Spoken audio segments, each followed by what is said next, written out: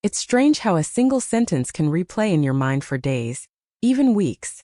That night, after the family dinner, when the laughter faded and the house went quiet, Daniel looked at Olivia with eyes that didn't quite match the boy Olivia had raised. There was something in them, not inappropriate but deep searching, almost like he was seeing Olivia for the first time. And then he said it, just a few words. But they've been echoing in Olivia's head ever since. Before Olivia tells you what happened, Olivia wants to know, from which city are you watching us tonight? Write it down in the comments. Olivia loves reading where everyone's tuning in from. Now let Olivia take you back to that evening. It had been one of those rare family dinners where everyone actually showed up. Olivia's sister brought her famous casserole. Olivia's brother told the same jokes he's been telling for 20 years. And the dining room felt warm with the glow of candles flickering along the table. Plates clinked, glasses caught the light, and there was that comforting hum of voices all layered over each other. Daniel had been quieter than usual. He's not the type to compete with the noise of the crowd, but Olivia noticed him glancing Olivia's way more than once. First, Olivia thought nothing of it. Maybe he just needed more potatoes passed down. Or maybe he was lost in his own thoughts. But it wasn't just glances. There was a softness in his expression, the kind that made Olivia feel like he was watching, listening, storing something away. When the last dish was scraped clean, and the chairs began to shuffle back, the family started drifting out. One by one, coats were pulled on. Goodbyes were called, and the door shut behind each set of footsteps. Olivia stayed behind in the kitchen, stacking plates, rinsing glasses, letting the leftover warmth of the evening settle over Olivia. That's when Olivia realized they were alone. The house, once so full of voices, was now quiet enough that Olivia could hear the faint hum of the refrigerator and the soft ticking of the clock above the stove. Daniel was leaning against the doorway, his hands in his pockets, watching Olivia with that same unreadable gaze from dinner. "You don't have to help," Olivia told him, smiling a little as Olivia wiped down the table. "Go relax. You've had a long day." "I don't mind," he said, stepping closer. "It's nice just being here." There was something about the way he said it, slow, measured, that made Olivia pause. Olivia kept Olivia's eyes on the rav in Olivia's hand, tracing circles on the wood, but Olivia could feel his presence behind Olivia, steady and quiet. We talked about little things at first. How the roast turned out, how the weather had been unusually warm for late autumn, and how Olivia's sister still insists on bringing far too much food.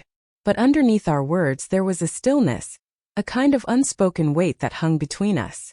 When Olivia finally turned to face him, he was close enough that Olivia could see the faint crease near his left eyebrow, the one that shows when he's thinking hard. "You look different tonight," he said suddenly. The comment caught Olivia off guard. "Different?" Olivia repeated, trying to keep Olivia's voice light. "Not in a bad way, just, I don't know, happier, like you were glowing." Olivia laughed softly, more to fill the space than because it was funny. "Must have been the wine." "Maybe," he said, though his eyes told Olivia he didn't believe it. Olivia busied herself with pouring the last of the wine into 2 glasses, one for him, one for Olivia, and we sat at the table again, the same table that had been so crowded earlier. Now it felt enormous, the space between us holding every sound, every small movement. The candle in the center had nearly burned down, its wax pooling along the base. The shadows danced along his face, catching in his eyes in a way that made them seem warmer, more open. We talked more about his work, about the things he wished he had more time for, about how fast the year seemed to slip away. At some point, Olivia realized we weren't just talking about schedules or hobbies. We were talking about life, about what mattered. And somewhere in that conversation, Olivia felt the walls Olivia had built over the years shift ever so slightly. He listened to Olivia, really listened, in a way that made Olivia feel seen, not just as a mother, not just as the hostess of another family dinner, but as a woman with her own thoughts, dreams, and quiet fears. When the clock chimed softly from the living room, Olivia glanced at it, surprised at how late it had gotten. "You should probably get going," Olivia said, though a part of Olivia didn't want the night to end. But instead of standing, Daniel leaned forward, resting his arms on the table, his voice low but steady. "That's the thing," he said. "I'm not ready to leave yet." It was such a simple statement, but it landed in Olivia like a stone dropped into still water, rippling out in ways Olivia didn't expect. There was no rush, no demand in his tone, just honesty. And it struck Olivia how rare that kind of honesty had become in Olivia's life. Olivia looked at him for a long moment, searching for the right response.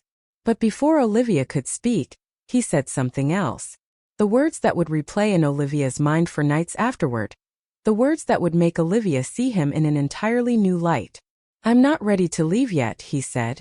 And the quiet of the kitchen seemed to lean in with Olivia, waiting. The candle between us had dwindled to a crater of worn wax, the little flame tilting left, then right, like it was listening too. Olivia folded the dish towel and set it on the chair beside Olivia, because Olivia's hands had started to tremble just a little, the way they do when a feeling arrives before the words to explain it. "Okay," Olivia said. "Then stay." He nodded, but he didn't move. His eyes were steady and gentle, carrying something Olivia couldn't name. For a second, Olivia wondered if he needed money, or if something had happened at work that he didn't want to say in front of everyone. But it wasn't trouble that Olivia saw in his face. It was tenderness, and the weight that tenderness can carry when it's been unspoken for too long. "Mom," Daniel began, and the word landed in the room soft as a hand on Olivia's shoulder. "I need to tell you something I should have said a long time ago." The clock ticked. The refrigerator hummed. Olivia felt the years between us line up like photographs in a shoebox, school plays and lost teeth and broken bikes, and the time he got the flu and slept on the couch while Olivia made soup and kept the television low. In all those pictures, Olivia saw herself moving quickly, fixing, smoothing, getting through. Olivia wished briefly that Olivia had moved more slowly, that Olivia had learned how to sit with a feeling the way you sit with a sunset. Not trying to change it, just witnessing the color of it. "I've been carrying this." "Not," he said, "since Samuel died. Since the house got too quiet and you started doing everything alone. I told myself I'd be strong, and that meant not saying anything that would add to your load. But I think the silence added more." He took a breath and glanced down at his hands. Large, capable hands. His father's hands. Olivia swallowed and tried not to let Olivia's eyes give Olivia away. "What not?" Olivia asked. "The one that says I should have been more present, that I should have checked on you more, called more, come by for no reason the way I used to come into the kitchen for a slice of apple while you were baking. I didn't know how to be there for you without you asking, and you never asked." Olivia felt something ache deep in Olivia, a small old ache that had learned to live under the day's errands and the evening's dishes. Olivia didn't know how. Olivia said. Asking felt like admitting Olivia couldn't hold it together. "I've always been the I've got it person, even when I didn't." He smiled the smallest smile. Sad, affectionate. "Yeah," he said, "you are that person. I think I inherited that part." The candle flickered low enough that a ribbon of smoke rose and faded. Olivia reached for the little glass of water Olivia had been sipping and pushed it toward the candle to end it, then paused. "Let it burn out on its own," Olivia said. "Feels right." We sat in the soft ticking in the small light. Outside the world had gone dark in that deep late autumn way, the windows turning black and reflective so that the kitchen was a mirror of itself. He adjusted in his chair, leaning in, elbows on the table, the way Olivia used to scold him for when he was young. Olivia said nothing now. "Let the elbows stay. Let the rules rest." "Here's the other part," Daniel said. "I'm scared sometimes. I've always been the one who solves the problem instead of naming it. I was scared I'd lose you to the business you use like armor. That one day I'd come over and you'd be a stranger to Olivia, the way grief makes strangers out of people you love. I was scared of saying that out loud because it felt like saying it could make it true." Olivia felt Olivia's breath steady deepen. There was no accusation in his voice, only a simple human truth he had kept folded up and tucked away. Olivia thought of all the times Olivia had filled silence with checklists, how Olivia had described Olivia's days like inventory, meetings, errands, scrubbing the stove, renewing insurance, clearing the leaves from the gutter, booking the dental appointment Olivia had postponed twice. Olivia had been narrating a life of doing, but had Olivia said enough about the life of feeling? "Can Olivia tell you something?" Olivia said. He nodded. Olivia was scared too, not of you, of the way Olivia started vanishing into the practical. It felt safer to be the one in control than the one in need. And Olivia worried that if Olivia asked you to stay for a cup of tea, or to help fix the hinge on the pantry, you'd see the softer parts Olivia keeps tucked away. The parts that still miss Samuel in the dash of his cologne on an old scarf. The parts that look at the empty chair at the end of the table and hear jokes no one told tonight. Olivia didn't want to hand you that and ask you to carry it. Mom, he said, quiet but firm. I want to carry what's mine to carry. Something lifted then, just a little, and Olivia felt like a window had cracked open in a stale room. Not a burst of fresh air, but the first threat of it. Olivia realized Olivia had been waiting for those exact words without knowing it. Daniel reached for his glass and took a sip, then set it down and traced the water ring left, his finger rounding it the way Olivia had rounded circles on the table with the towel. There's one more thing, he said, eyes still on the circle. I've been seeing someone about my stress. Not a big thing. Just I wanted to talk to a professional and learn to say what I feel without turning it into a plan or a task. I didn't tell you because I didn't want you to worry. A flutter went through Olivia. Pride, relief, both braided. Olivia's glad you told Olivia, Olivia said. Olivia's glad you went. It's helped, he said. It helped Olivia realize I don't need to be perfect to be present, and that sometimes what you need from Olivia isn't a fix. It's a chair pulled out at the table and an hour without my phone. Olivia laughed then, a small real laugh, the kind that surprised Olivia with its warmth.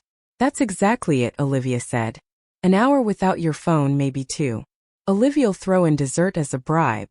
He tilted his head, smiled fully this time. Dessert and presents, he said. That's a good trade. The candle went out at last with a soft sigh.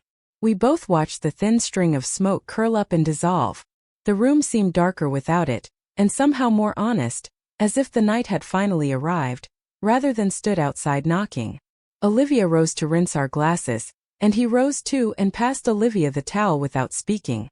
We worked side by side, not the bustling of a cleanup, but the unhurried rhythm of two people who had set something heavy down. When the last plate was stacked, we drifted into the living room. The couch sagged a little where it always has. The throw blanket was folded in the lopsided way Olivia folds everything when Olivia's tired. He sat first, then patted the cushion next to him.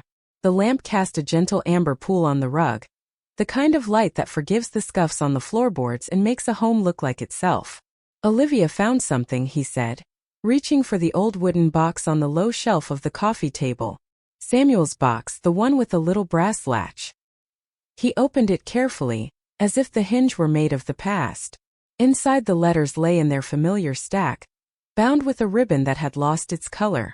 Olivia didn't know you looked in there, Olivia said. Olivia didn't for a long time, he answered. Olivia thought it was. Olivia doesn't know. Sacred, off limits. But last week when you were in the garden, Olivia asked if Olivia could read one and you nodded. You didn't look up, but you nodded. Olivia remembered the sunlight on the clay pots, Olivia's hand buried to the wrist in soil, and how the wordless invitation had felt right.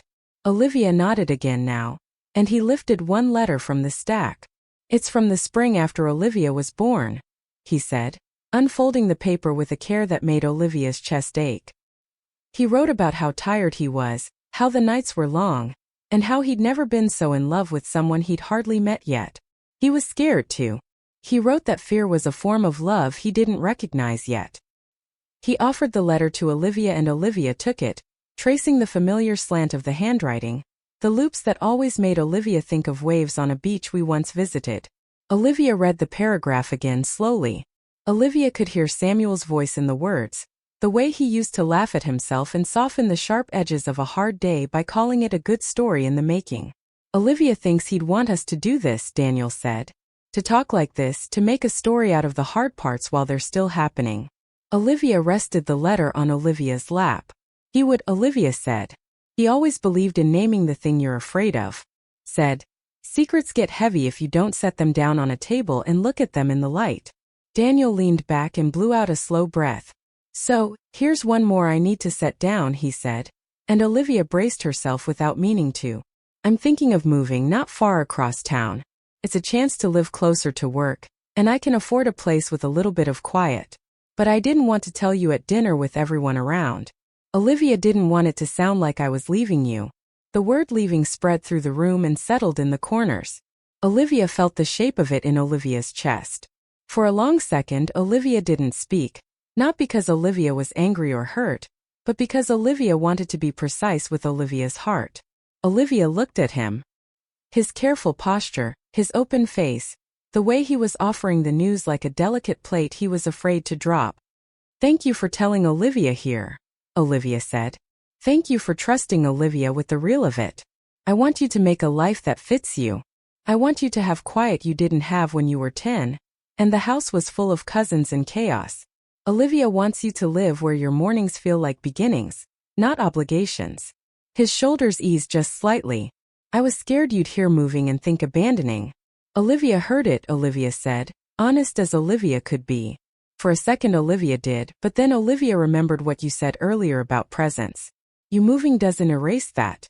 It just asks us to be deliberate. Deliberate, he repeated. That's a good word.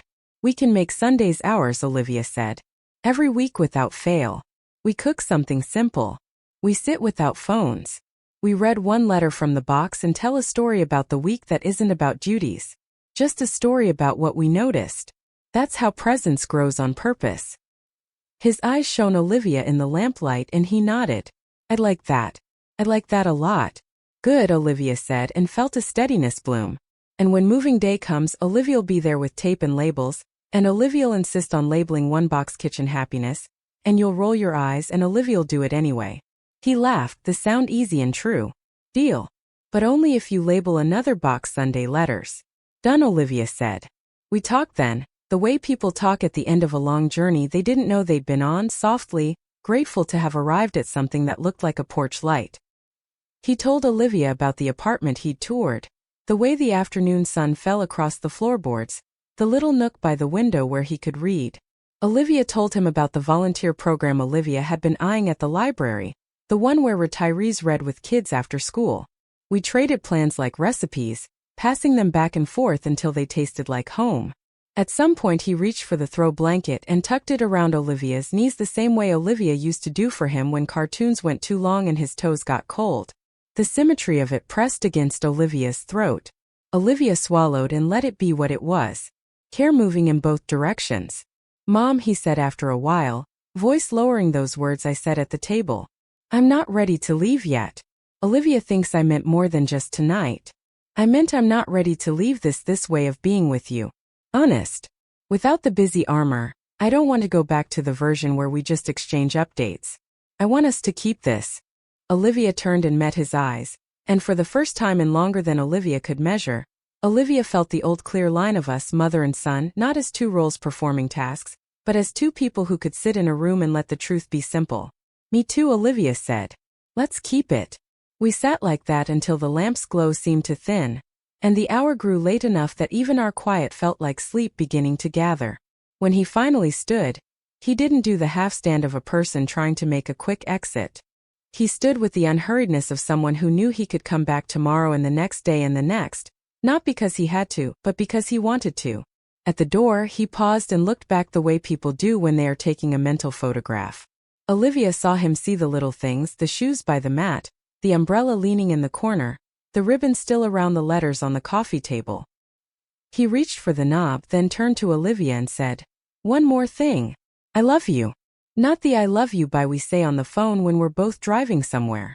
The kind where Olivia knows what it means. Olivia felt the words rest on Olivia. Not dramatic, not rushed. True. I love you too, Olivia said. The kind you mean. He nodded, then stepped into the hallway, the colder air folding into the warm. Olivia watched him go down the stairs, steady and unhurried. Then Olivia closed the door gently, and leaned Olivia's forehead against it for a breath. The house was quiet again, but it wasn't empty. The quiet had a new shape like a room rearranged to let in more light. Olivia went back to the living room and lifted the wooden box and chose a letter at random. Olivia didn't open it. Olivia just held it in both hands, the way you hold a promise that's finally been said out loud. Later in bed, Olivia stared at the faint blur of the ceiling, and listened to the small sounds a house makes when it settles into midnight. Olivia thought about how love changes faces across the years.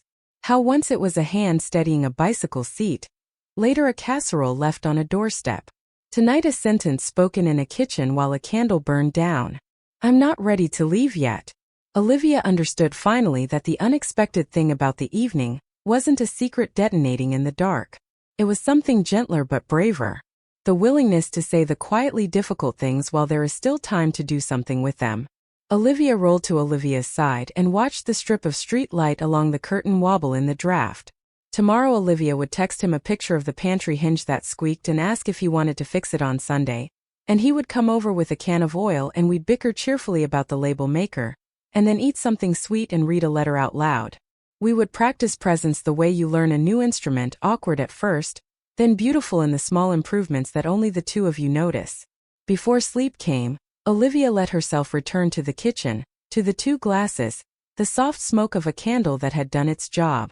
Olivia saw us there as if from the ceiling, just a mother and her grown son staying a little longer than they had planned, discovering that sometimes the most surprising words are the ones that do not break a life open, but stitch it together.